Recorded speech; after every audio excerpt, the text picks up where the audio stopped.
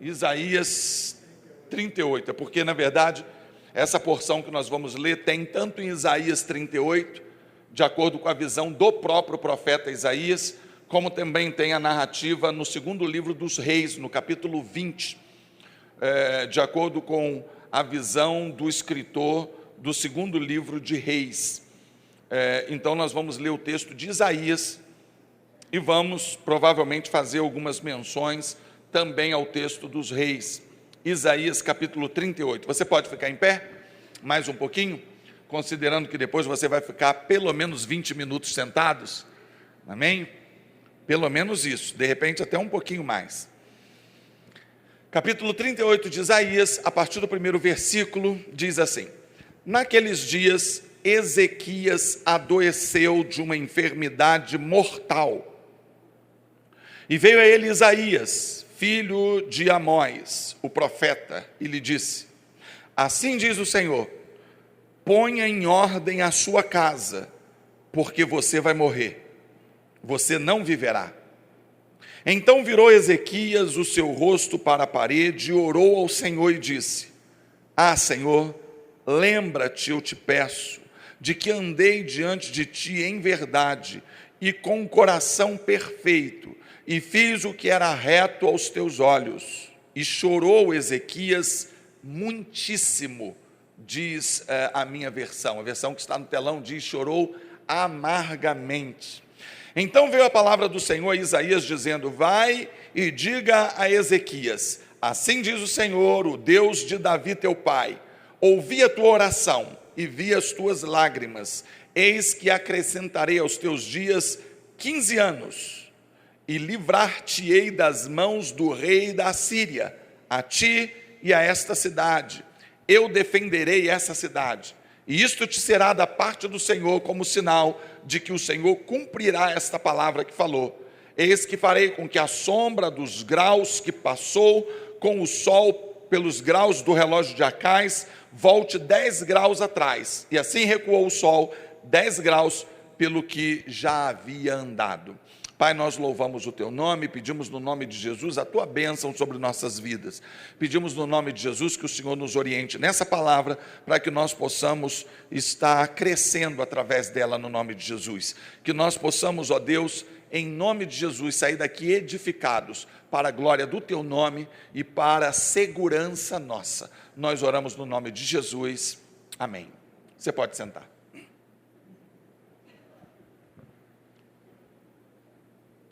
Queridos, o texto que nós lemos é um texto relativamente simples, é um texto de fácil compreensão.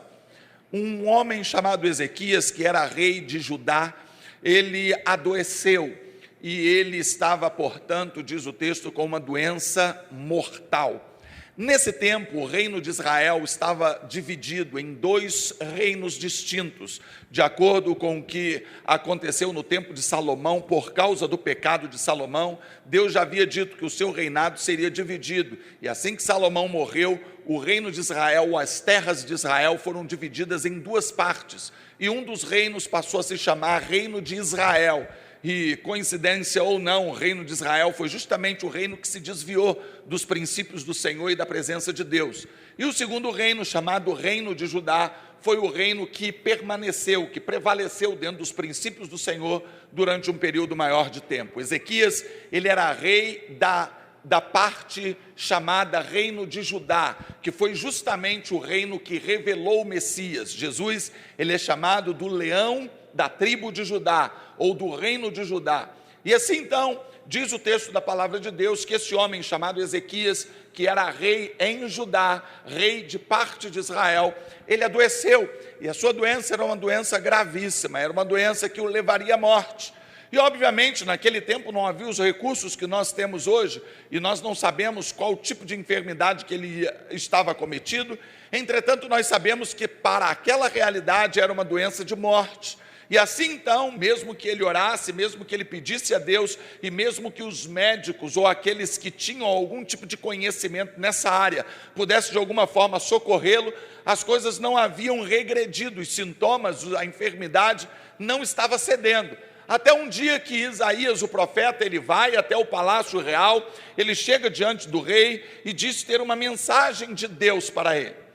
Eu fico imaginando, queridos, que um rei em Israel, um rei em Judá, um homem importante dentro daquele contexto, ele recebe a visita do profeta, estando enfermo, e todos nós, se víssemos o profeta chegando na nossa casa para orar por uma enfermidade nossa, nós presumiríamos que ele iria declarar a cura, nós imaginaríamos que ele iria ali para orar, pedindo a Deus uma vitória sobre a enfermidade. É assim que nós geralmente fazemos. Se você está enfermo e eu, por exemplo, vou à sua casa lhe visitar, eu vou até lá ministrar sobre a sua vida, eu não peço, Senhor, leva logo. Não, a gente peça, Senhor, cura, faz a sua vontade, cumpra os seus propósitos, mas o nosso desejo é que o Senhor cure. E assim provavelmente Ezequias esperava que acontecesse, que Isaías chegasse ali e orasse, ministrasse ou liberasse uma palavra profética de vitória sobre a vida dele. Entretanto, não foi isso que aconteceu. Isaías chega para Ezequias e diz, Ezequias, você não vai viver. Deus me mandou aqui para trazer um recado para você e a notícia parece não ser muito boa. Deus disse que você vai morrer dessa sua enfermidade. Então, coloca a sua casa em ordem, prepara tudo, porque Deus vai lhe visitar com a morte. E virou as costas e foi embora. Não há nenhuma informação da parte do próprio Isaías de algum tipo de consolo, mas vamos orar para Deus acalmar o seu coração, amenizar essa dor, acalmar a sua alma. Não, Isaías secamente vai dar o recado e vaza, e ele está saindo, está ainda no pátio do palácio, quando Deus fala a ele novamente, porque assim que ele sai da presença do rei e começa a fazer o caminho de volta, diz o texto da palavra de Deus, que o rei entrou em prantos, e começou a chorar, e começou a amargamente derramar a sua alma diante de Deus. E assim então o rei não apenas derramou a alma diante de Deus, mas diz o texto que ele chorou amargamente, e a resposta de Deus foi tão rápida, tão imediata, que o texto do segundo livro dos reis de Israel informa que Isaías ainda não havia saído do pátio do palácio, quando a palavra de Deus veio a ele, dizendo, Isaías, o homem está chorando lá dentro, cara, ele está em prantos, e eu resolvi ouvir a oração dele, vai lá e diz para ele que eu vou dar mais 15 anos de vida para ele.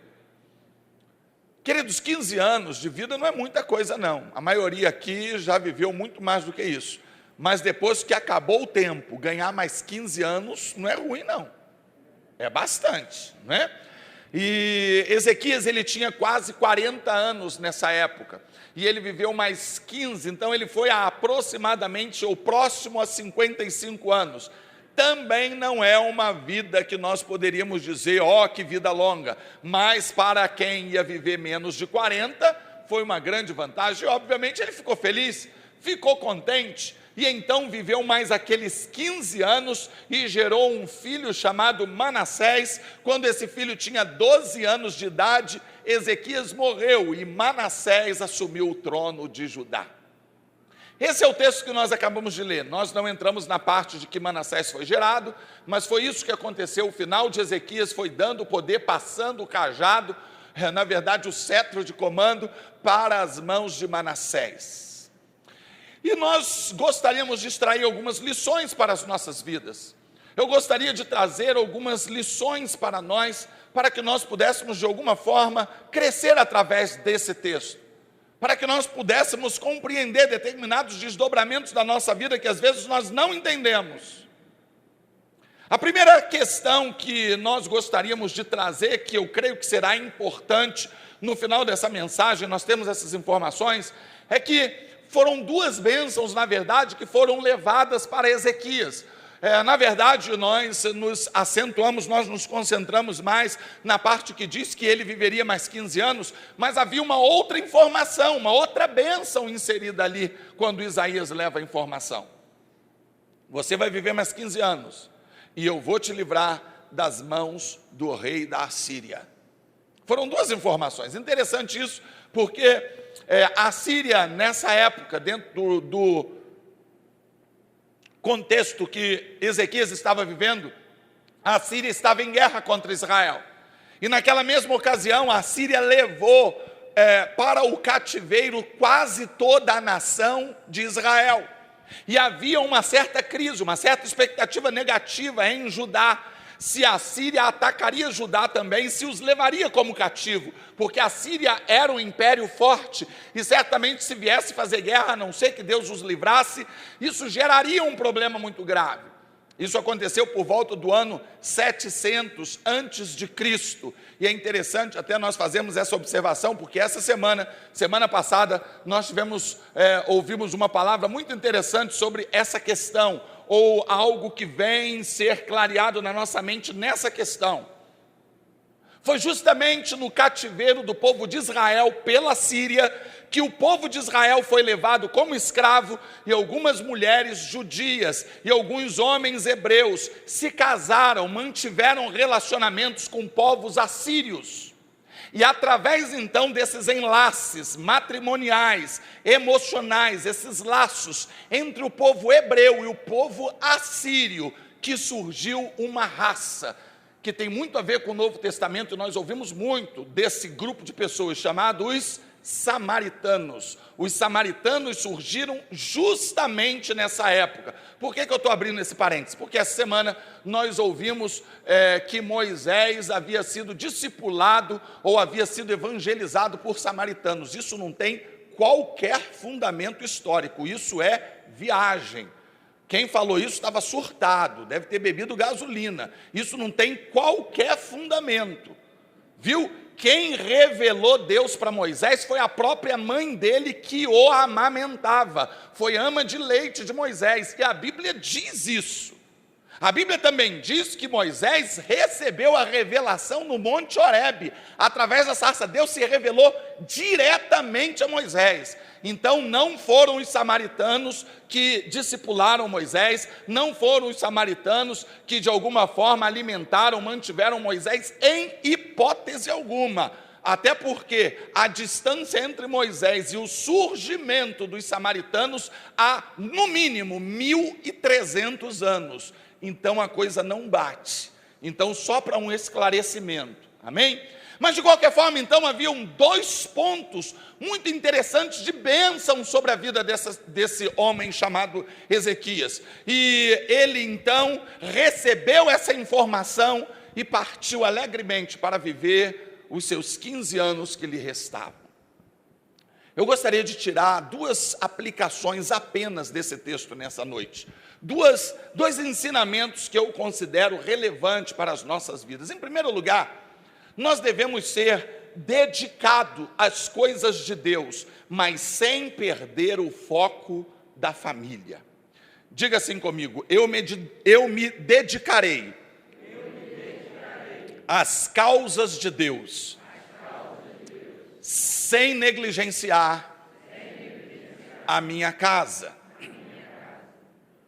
Preste atenção, amados. A Bíblia nos diz que Ezequias, ele era filho de um rei chamado Acais. E Acais foi um rei extremamente perverso. Foi um rei que se inclinou diante de determinadas propostas pagãs do seu tempo. Havia no tempo dos reis de Israel um culto chamado culto a Moloque. De acordo com a etimologia e algumas informações antigas, é daí que procede a palavra moleque. Quando a gente chama o nosso filho de moleque, sai para lá, moleque. Enfim, a etimologia da palavra é a mesma. Moloque era um deus pagão que exigia sacrifícios de moleques, de crianças. Fazia-se uma espécie de estátua, de imagem oca do deus Moloque, colocava-se crianças dentro e acendia-se a fogueira. E as crianças então eram oferecidas em sacrifício, em holocausto, para o deus Moloque. Daí vem a palavra moleque. Então, de qualquer forma, esse Deus, ele recebeu sacrifícios de reis de Israel, e um deles foi Acais, pai de Ezequias. Isso é um ensinamento interessante para nós, porque nós observamos então que nem sempre os filhos de peixe serão peixinhos.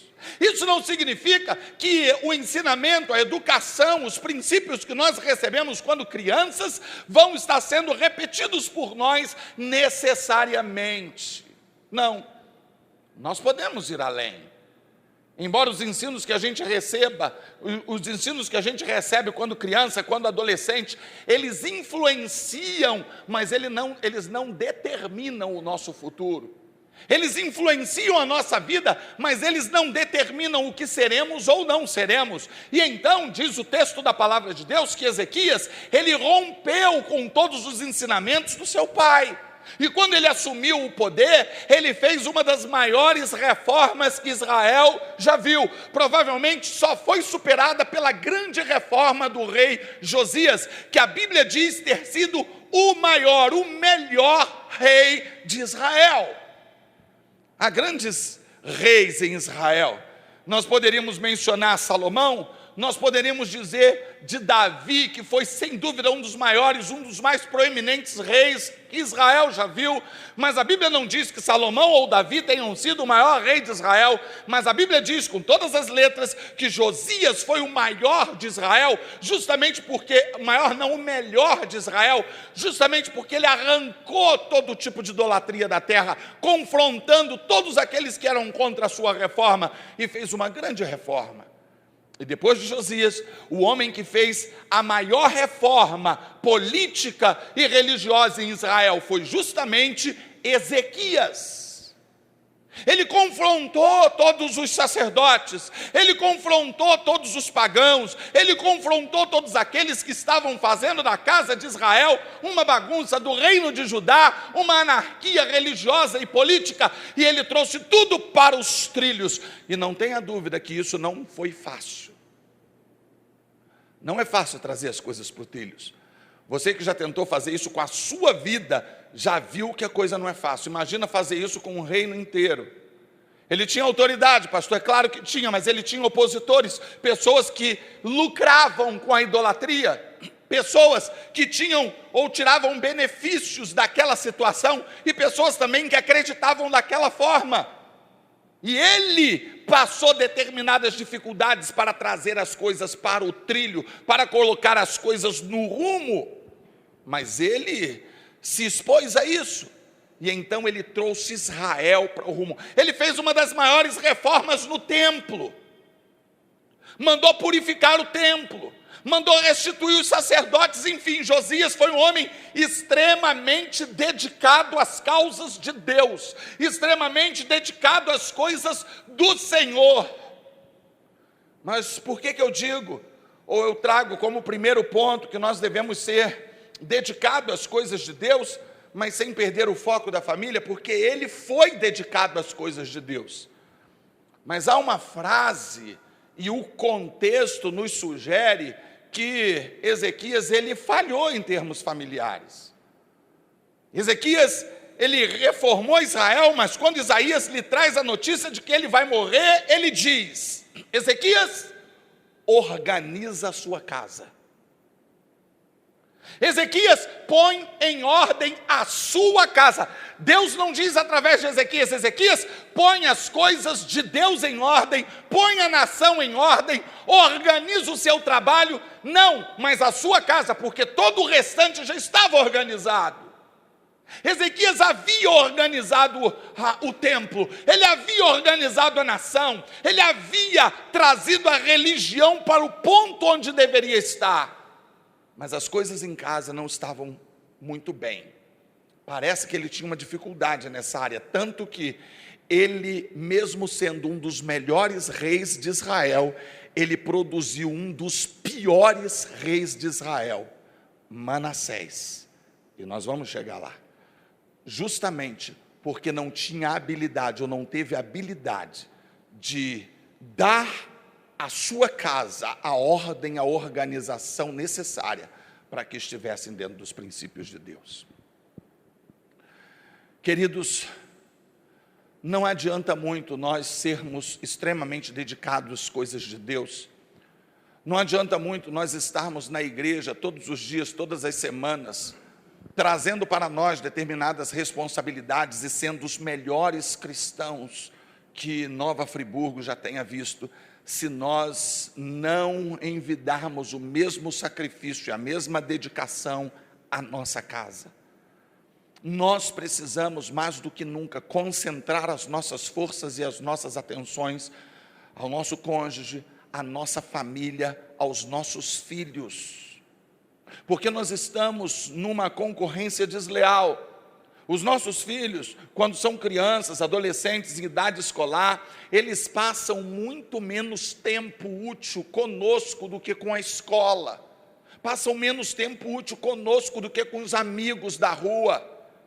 E então as pessoas estão discipulando, estão ensinando eles, e nós precisamos remir o tempo, nós precisamos investir na vida dos nossos filhos, nos períodos, no tempo em que nós temos com eles. Nós precisamos investir na vida da nossa família, nas oportunidades que nós temos de investir. As pessoas estão expostas hoje em dia a todo tipo de promiscuidade, a todo tipo de tentação, a todo tipo de abordagem das trevas.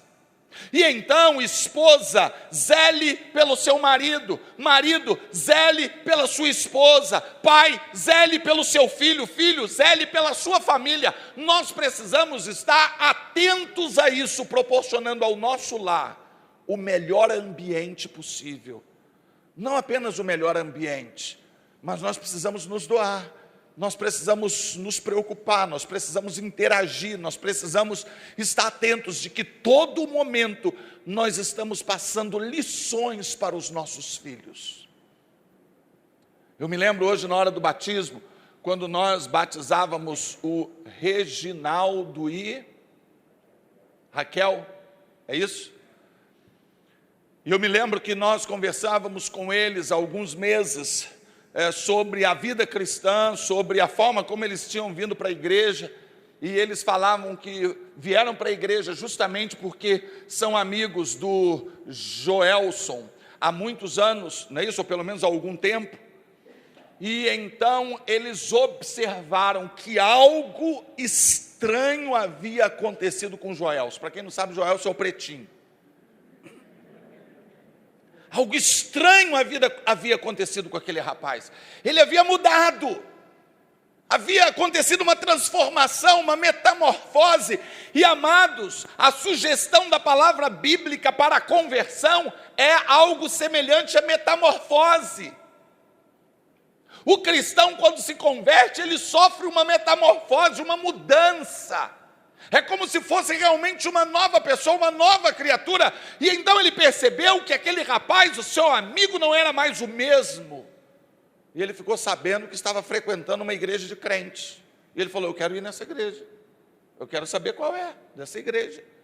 Porque afinal de contas, meu amigo foi transformado, ele tem um novo comportamento. E então se converteu. Nós precisamos ter esse comportamento na nossa casa, entendendo que os nossos filhos estão nos imitando. Nós precisamos ter o melhor comportamento dentro da nossa casa, para que a gente saiba, nós precisamos saber e entender que nós estamos ensinando em todos os momentos com nossos comportamentos. Amado, eu sinto muito te informar, mas existem filhos que nunca se converterão. Existem filhos de muitos crentes que hoje estão com 3, 4, 5, 6 anos, e quando tiverem maior idade, estiverem com 18, 19 anos, eles vão embora da igreja, eles não vão ficar na igreja.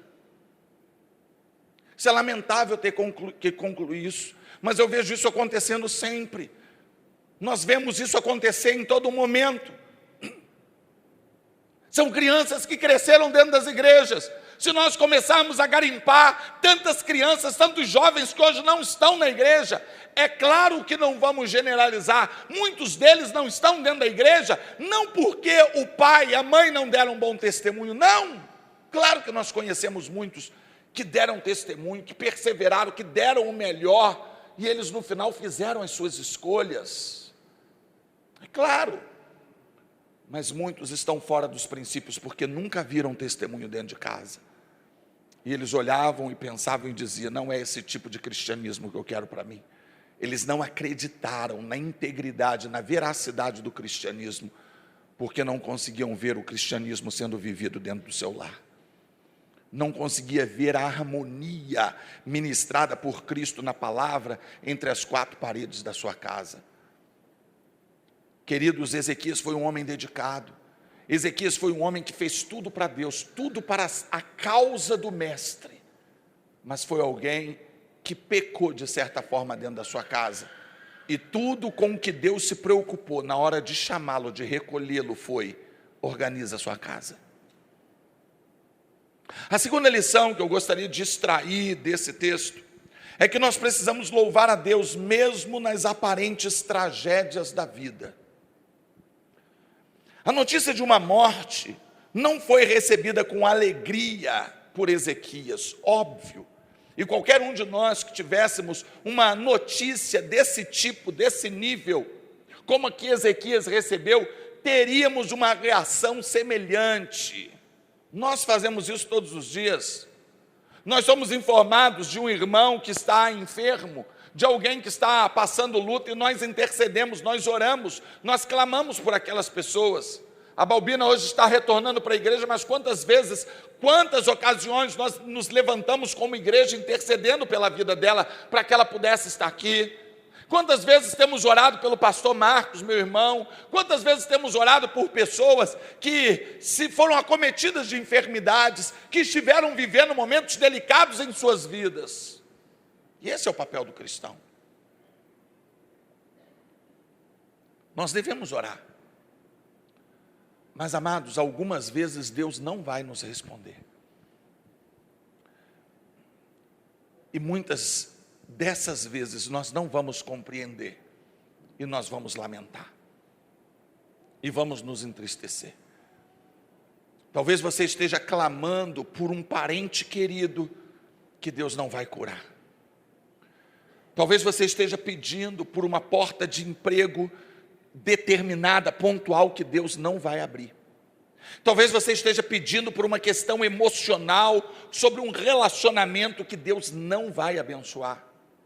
Talvez você esteja pedindo sobre uma situação específica na sua vida, que para você nesse momento é muito importante, mas para que Deus não vai lhe atender. E na maioria das vezes nós não compreendemos isso, porque nós estamos sendo criados, nós somos cristãos do século 21, onde principalmente algumas igrejas neopentecostais têm ensinado sistematicamente que tudo o que você pedir, Deus vai lhe dar. Que você tem direitos diante de Deus, que você pode exigir, pode decretar, pode determinar diante de Deus, e Ele simplesmente vai lhe dar, sempre, invariavelmente. Mas as coisas não são assim. Deus deu para Ezequias, ele chorou, ele clamou, e diz o texto que ele chorou amargamente, copiosamente. Ele chorou e se amargurou na sua alma. É o que diz o texto da palavra de Deus. A minha versão, como eu disse, diz que ele chorou e clamou muitíssimo. Usa um termo forte, muitíssimo. Ele foi tão rápido em orar e tão incisível, tão agudo na sua oração, que pedindo a Deus para que reconsiderasse a sua posição, que nem deu tempo de Isaías sair do palácio. Isaías ainda estava no pátio, quando Deus falou para Isaías para voltar lá, para refazer a notícia. De tanto que foi a insistência desse homem. Amados, se Deus havia dito para ele que ele morreria, ele deveria chorar, ele deveria lamentar, ele deveria ficar triste, e eu creio que ele deveria até orar, para Deus mudar de ideia como ele fez. Eu faria isso, você faria isso, eu não diria que você estaria errado nisso. E particularmente eu creio que Deus só atendeu Ezequias para nos ensinar isso. Ele quis nos ensinar que algumas vitórias na nossa vida acontecem para uma tragédia, uma derrota muito maior. Ele queria nos ensinar que alguns nãos de Deus são muito mais proveitosos do que alguns sims. Ele permitiu que Ezequias vivesse, e ele voltou atrás com tanta facilidade, justamente para que nós tivéssemos essa história registrada na Bíblia, para que nós pudéssemos ver o tamanho da tragédia que pode acontecer conosco, quando Deus dá algo, quando cede algo que não é para ceder, e nós às vezes ficamos reclamando, Deus nos dá, mas faça a sua vontade. Mas nós falamos essa última frase, faça a sua vontade, com um peso tão grande, porque não é a vontade de Deus que nós queremos, é a nossa vontade. Então, quando a tragédia lhe acometer, lembra de Ezequias? Lembra de Ezequias, porque algo desastroso aconteceu na vida dele. Ele gerou nesses 15 anos um dos piores reis de Israel, talvez o pior. O texto da palavra de Deus nos diz, a sequência da história lá no livro dos reis nos diz que Manassés, ele fez pior do que os povos pagãos, e ele sacrificou filhos seus, netos de Ezequias, a Moloque. Ele voltou e estabeleceu todo o sacrifício, todo o culto pagão que Ezequias havia retirado de Israel. Manassés, ele foi tão mal que quando Isaías foi profetizar para ele, dizendo para ele que ele estava fora dos princípios de Deus, ele mandou que fosse colocado o profeta dentro de um tronco oco, e mandou que ele fosse cerrado ao meio. Isaías foi cerrado ao meio por ordens do filho de Ezequias. Ezequias, ele viveu problemas difíceis nesse período a mais que ele, na verdade, não deveria ter vivido, porque o desejo de Deus era que ele morresse ali. Depois dessa oração, e nesses últimos 15 anos que viveu, ele recebeu a visita de um mensageiro babilônico, e sabe o que ele fez? Ele levou os mensageiros babilônicos, porque o mundo ficou sabendo de sua cura milagrosa, e alguns foram visitá-los, e mensageiros babilônicos foram visitar Ezequias, e Ezequias, diz a palavra de Deus, mostrou tudo que Judá tinha, mostrou a casa das armas, mostrou as riquezas, mostrou as pratarias, o ouro que possuía, mostrou tudo, demonstrando clara imprudência e orgulho. Ele quis mostrar para os povos que ele era rei próspero, quis mostrar que ele tinha muito. E o que aconteceu? Embora Deus cumprisse a promessa de não permitir que os assírios o escravizassem, esses homens se tornaram espiões e levaram informações para Nabucodonosor, rei da Babilônia. E Judá não caiu na mão dos assírios, mas caiu nas mãos dos babilônicos, que invadiram Judá e sabia exatamente onde ficavam as armas, onde ficava o ouro, onde ficava a fragilidade do povo de Judá. Por quê? Por causa da arrogância, por causa da imprudência, por causa do orgulho. O rei, que era um dos maiores e melhores de Israel, se morresse naquele ponto, ele viveu e se tornou imprudente. Por que pessoas morrem prematuramente? Algumas vezes porque Deus quer recolher com um bom nome. Por que algumas pessoas parecem ser ceifadas de uma forma inesperada e nós não entendemos? Porque Deus quer guardá-las de situações difíceis. Quantas vezes nós vemos pastores caindo?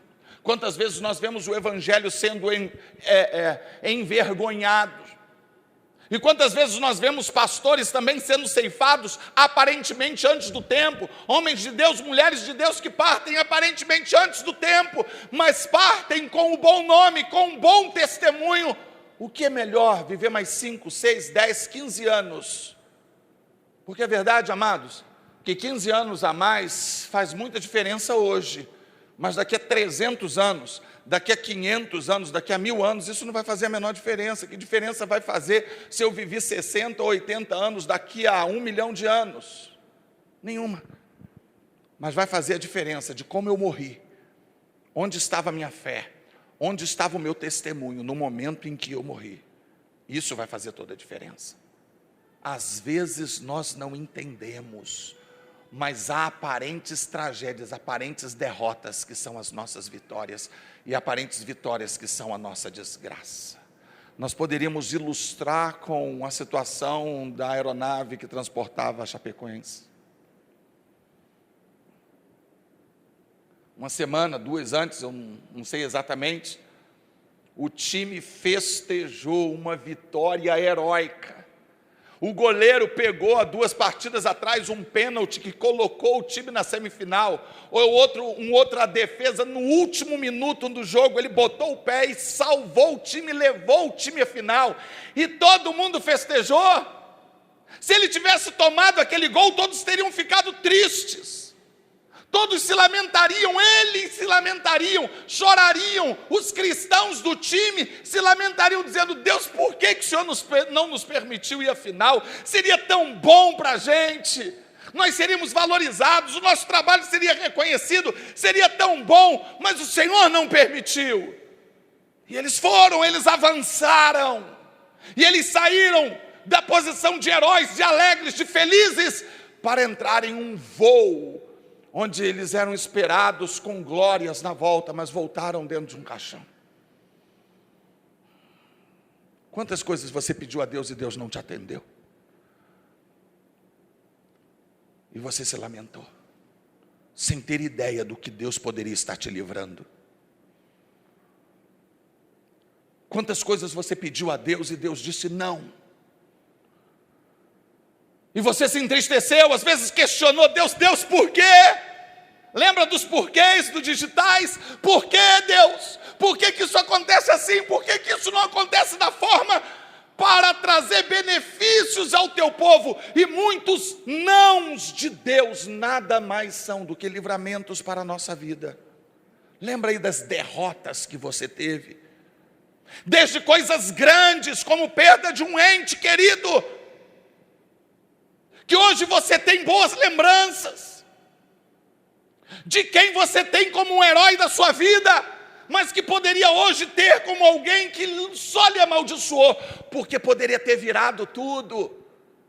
Lembre de episódios na sua vida que você nem sabe, mas foi livramento. Um pneu que furou e fez com que você perdesse 10, 15 minutos trocando um pneu na chuva, e você não entendeu que luta. Deus não poderia ter tirado aquele prego do caminho, Deus não poderia ter feito com que eu chegasse o carro 20 centímetros para cá. Ele poderia, mas Ele não te livraria de um acidente que estava te esperando, e você nem sabe, Eu já contei essa experiência que eu tive muitas vezes aqui,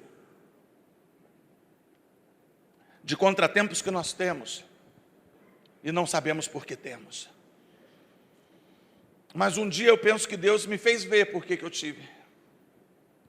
Eu vinha de Itaperuna, eu, Lene e as crianças.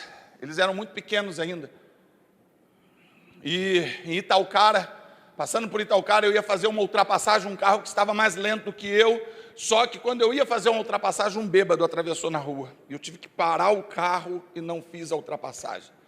E eu ainda passei assim, devagarzinho, olhei para o bêbado, e o bêbado ainda parou no meio da rua, olhou para mim e falou: qual é? Eu achei até engraçado, não deu nem para sentir raiva, porque o troço foi cômico. Falei: sai para lá, rapaz, Deus te abençoe, e fui embora. Mas na frente eu faria a ultrapassagem. Só que quando eu me aproximo daquele carro que eu teria ultrapassado lá, um caminhão vem desgovernado na curva e joga o carro para cima do barranco. Ele bate de frente no barranco e eu ainda tenho que socorrer o rapaz. Ele sobreviveu, mas eu talvez não tivesse sobrevivido, ou com certeza as minhas crianças não teriam sobrevivido. Ele estava sozinho e ele sobreviveu. Ele ficou com a marca aqui do cinto de segurança, um roxo aqui, ó, quando tirou a camisa, mas ele sobreviveu. Mas 2 crianças teriam sobrevivido. Deus mandou um bêbado para me impedir de fazer uma ultrapassagem. Amados, detalhes na nossa vida que nos atrasam, situações na nossa vida que nos impedem de chegar onde gostaríamos em tempo de resolver algo, uma prova que fomos reprovados, uma entrevista onde não fomos bem, uma porta de emprego que não se consolidou e não se abriu, um relacionamento que não deu em nada, enfim, um dinheiro que não ganhamos, que seria para nós como os 15 anos de Ezequias, que nos levaria a cometer erros, que nos levaria a perder o nome, que nos levaria a ser ceifados. A vida de Ezequias valia muito, sim, valia muito, mas se a vida de Ezequias se perdesse naquele tempo, milhares de vidas seriam poupadas lá na frente. Porque Manassés, ele mandou matar dezenas de pessoas em Israel. Entrou em guerras desnecessárias, onde milhares de pessoas foram ceifadas, e tudo isso seria evitado se simplesmente a vontade de Deus fosse feita. Você entende isso, queridos? Você entende que tem muitas perdas que você sofre na sua vida, que na verdade são livramentos de Deus. Muitos nãos que você recebe, que você não compreende, mas é Deus cuidando de você. Quantos parentes, quantos pais de jogadores hoje falecidos da Chapecoense, hoje se lamentam aquele pênalti que aquele rapaz pegou. Ele pegou um pênalti que o levaria para a morte. Ele fez uma defesa heróica que o levou à morte. Quantas vezes eles estão pensando hoje: se ele não tivesse pego aquele pênalti. Se ele não tivesse feito aquela defesa, sabe o que aconteceria? Nada. Eles nunca saberiam, estariam levando a vida da mesma forma que sempre levaram, e nunca imaginariam que aquilo foi um livramento, como eu não imagino, e nem você imagina, quantos livramentos Deus nos deu.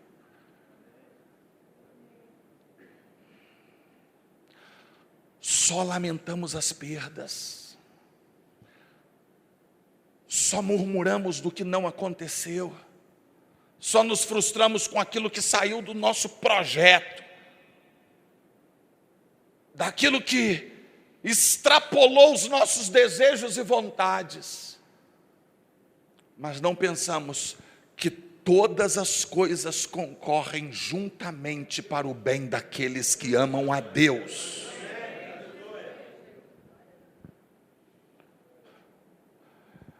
Esse homem, Ezequias, ele foi alertado de que os babilônicos invadiriam suas terras, depois da visita daqueles espias. E ele ficou triste, e o profeta Isaías disse: Ezequias, isso acontecerá não nos seus dias, mas nos dias dos seus filhos. E diz a palavra de Deus que ele ficou feliz, porque ele não veria aquela tragédia. Um herói de Judá, um rei que era considerado um dos melhores de Israel, que fez uma das grandes reformas, ele viveu 15 anos extras, e esses 15 anos ele saiu da excelência e começou a viver de qualquer jeito. O jogo da vida já tinha sido ganho do ponto de vista dele. Com esse ato ele demonstra um egoísmo jamais visto na Bíblia. Como que eu vou me alegrar porque a tragédia virá para a cidade, depois da minha morte eu não vou ver? Será que ele agora, que antes se preocupava com o povo, só se preocupa com ele mesmo? Será que agora ele só se preocupa com suas crises, com seus problemas? O grande reformador se transformara em alguém que só pensava em si, e Deus queria livrá-lo disso. Deus queria livrá-lo disso. Amados, a Bíblia diz que a vontade de Deus é boa, é perfeita e é agradável. Mas a minha vontade de Deus nem sempre parece agradável. E eu tenho certeza que em alguns momentos na sua vida você já pensou que a vontade de Deus não lhe pareceu agradável. Amados, eu vou visitar meu irmão, eu vejo o estado de um irmão mais novo do que eu, que não consegue fazer mais nada sozinho, não consegue sentar e levantar, e eu penso: a vontade de Deus não é agradável, não está sendo agradável para mim, não está sendo agradável para ele, não está sendo agradável para o meu sobrinho, para a minha cunhada, não está sendo agradável. Mas a Bíblia insiste em dizer que a vontade de Deus é boa, é perfeita e é agradável. Como eu vou explicar isso? Eu não tenho que explicar isso, eu só tenho que crer que a vontade de Deus é boa, é perfeita e é agradável. E se Ele proporcionou isso, permitiu isso, para que ainda que Ele parta com um nome honrado e com bons frutos, será muito melhor, muito mais perfeita e agradável do que viver mais alguns míseros anos e perder a fé, e entrar numa linha de apostasia, de envergonhamento do Evangelho. E eu tenho apenas que crer que a vontade de Deus é boa, é perfeita e é agradável. Pense na maior desgraça da sua vida, amado. A vontade de Deus é boa, é perfeita e agradável. Na oração que você fez e não foi respondida, a vontade de Deus é boa, é perfeita e agradável. No que você sonhou e não se concretizou, a vontade de Deus é boa, é perfeita e é agradável. No que você pediu e Ele não deu, porque a vontade dEle é boa, é perfeita e agradável, Ele não vai lhe dar tudo. Quem dera Ele não tivesse ouvido essa oração de Ezequias. Quem dera Ele não tivesse dado a prosperidade que alguns pediram. Quantas pessoas você conhece que se desviaram por causa da prosperidade? Perderam a simplicidade por causa da prosperidade, titubearam na fé por causa da prosperidade, eram crentes, eram fiéis, a prosperidade veio, eles abriram mão de tudo, até da família, por causa da prosperidade. Afinal de contas, agora eu vou curtir a minha prosperidade, e abrem mão até de Deus. A vontade de Deus é boa, é perfeita e é agradável. Você entende isso? E você recebe muitos nãos por causa da misericórdia dEle, que está te livrando de problemas maiores. Você entende isso, amados? Essa é uma lição que todo crente precisa entender. É uma lição que todos nós precisamos guardar no nosso coração. É uma lição que nós não podemos abrir mão, porque tempos difíceis virão. E nós precisamos continuar crendo que a vontade de Deus é boa, e é perfeita e é agradável. Amém? Você ainda ouvirá muitos nãos na sua vida.